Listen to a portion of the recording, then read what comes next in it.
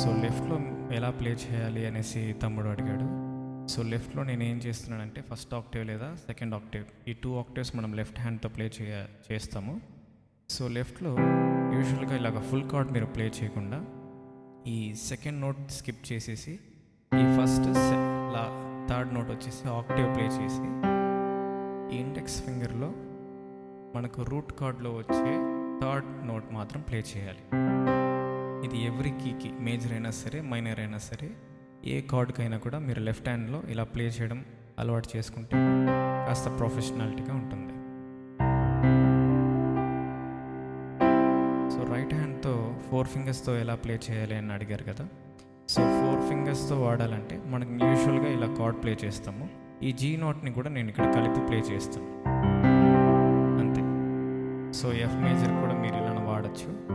మన ఫింగర్స్ ఎక్కడి వరకు వెళ్తుందో అక్కడ వరకు మీరు ప్లే చేయొచ్చు. A minor, C major.